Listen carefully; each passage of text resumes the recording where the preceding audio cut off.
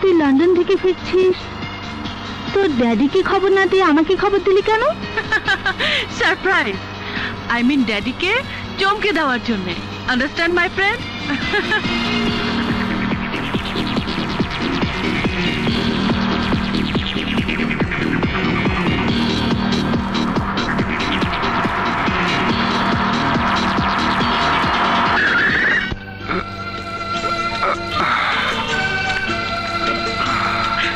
Daddy, daddy, daddy! আরে রুনা মামনি, my sweet baby. Oh, my sweet daddy.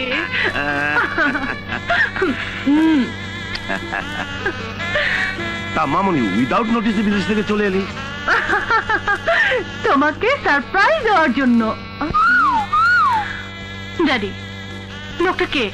ও, ওর নাম Prince, আমার ব্যবসায়িক পার্টনার, সব কিছু দেখাশোনা করে। ও পাঙ্গু পায়ে আপামনি কেমন আছেন? ফাইন। বিদেশ থেকে আইতে না আইতে ফাইন করে ফেলাইলো। খবর নিয়ে দেওয়া হইন মেম সাহেব, আমরা কোনো জিনিসপত্র ভাঙি নাই। ফাইন চেন কেন? Shut up stupid. এ ফাইন সে ফাইন নয়। ফাইন মানে ভালো। আমি ভালো আছি, ভালো আছি। এই, যাও যাও এখান থেকে, যাও। রাগ করে না মামনি, ওরা হইলো চাকর বাকর, ওরা কি ইংরেজি বোঝে? আহ, ওরা হইলো পুয়ার, মানে ছোট লোক।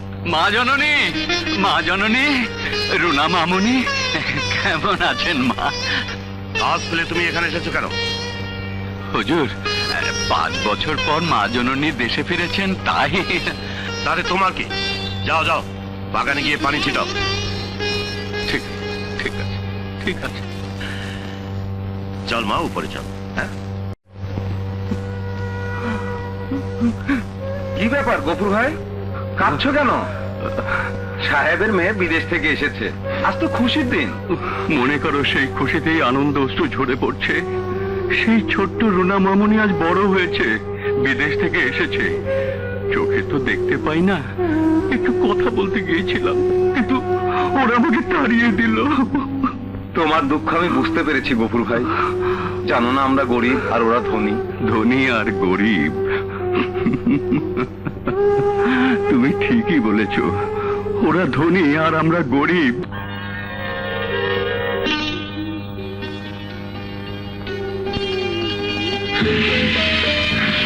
আপনি আমার ঘরে কেন এসেছেন? পাঙ্গু পাই, মানে তোমার ড্যাডির কথা মনে নেই? তোমাদের সবকিছুই আমি তো দেখাশোনা করি, তাই তোমাকে আমার দেখতে হবে।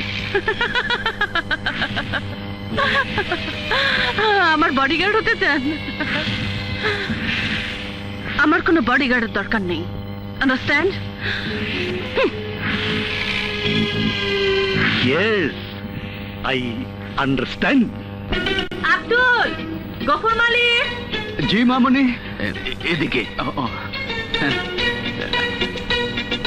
জি জি মেম সাহেব। ঘোড়ার গাড়ি রেডি কর আব্দুল, আমি ঢাকা শহর ঘুরতে যাব। ঘোড়ার গাড়ি? বাড়িতে আসতে না আসতেই ঘুরতে যাবে, ভালো কথা, কিন্তু ঘোড়ার গাড়িতে কেন? পাজরটা নিয়ে যাও। ও ড্যাড, বিদেশে গাড়িতে চড়ে আর প্লেনে উড়ে এসে আমি বড় অস্থির হয়ে গেছি ড্যাড। তাই ঘোড়া গাড়িতে চড়ে শহরটা ঘুরে রিল্যাক্স করব। ঠিক আছে মেম সাহেব, আমি গাড়িতে ঘোড়া বেঁধে দিচ্ছি।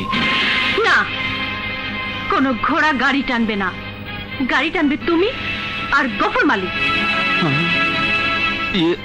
মেম সাহেব, গফুর ভাই তো অন্ধ মানুষ, উনি গাড়ি টানবেন কি করে? তুমি তো আর অন্ধ নাও আব্দুল, রাস্তা তুমি দেখতে পাবে, সুতরাং দুজনের গাড়ি টানতে কোনো অসুবিধা হবে না। আমি বুড়ো মানুষ মা, চোখে দেখে না, আমি কি করে গাড়ি টানবো মা? গফুর মালিক, হ্যাঁ? রুনা আমার একমাত্র মেয়ে, ওর একটা খায়েশ হয়েছে, কেন আপত্তি করছিস? ঠিক আছে হুজুর, মামুনির খুশির জন্য আমি না হয় গাড়ি টানবো। চলো আব্দুল, চলো। Bye bye. বাই। পাগলি মেয়ে, কখন যে কি শখ হয়।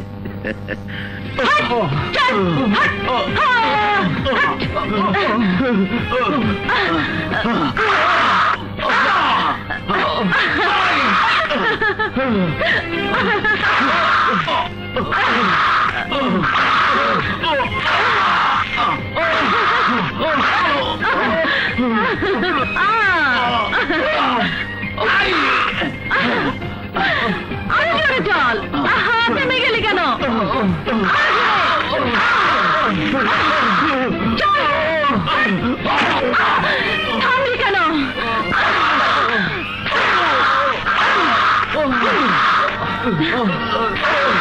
থামলি কেন?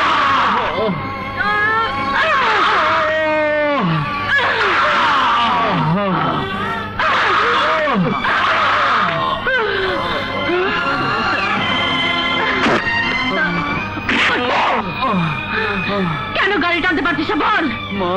মা গো, গাড়ি টানার মতো শক্তি আমার নেই। আমাকে আর মেরো না, আর মেরো না।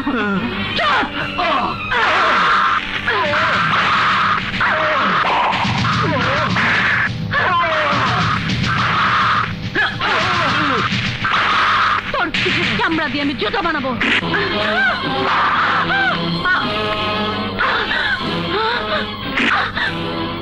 সেই জুতো পায়ে না লেগে আপনার মুখে লাগবে মেম সাহেব। ও ইউ স্ট্রিট বেগার, ভেবেছো গুন্ডামি আর মাস্তানি করে রাজধানীর নবাব তুমি হয়ে যাবে?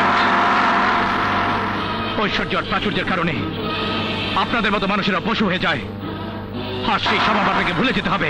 Shut up!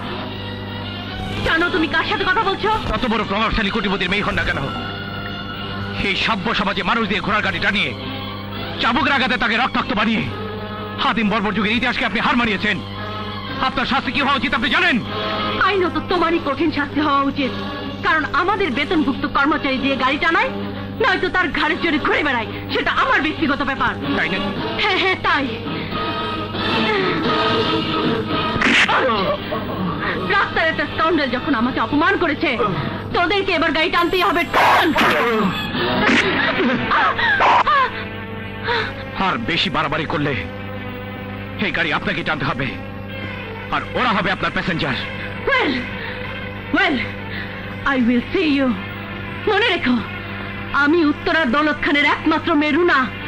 তোমার কাছে অত সহজে হার মানবো না। আমি তোমাকে দেখে নেব।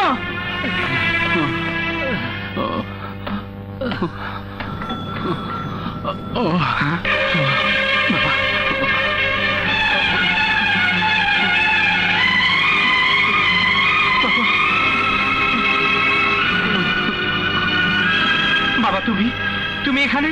কে কে তুমি বাবা? কেন আমাকে বাবা বলছো? বাবা, বাবা, আমি তোমার ছেলে নবাব। নবাব? না না না না, আমার কোনো ছেলে নেই, আমার কেউ নেই, কেউ নেই। আছে বাবা, আছে। তোমার ছেলে নবাব আছে। 20 বছর আগে এক গন্ডগোলে তোমাকে, মাকে, মুন্নিকে আমি হারিয়ে ফেলেছিলাম।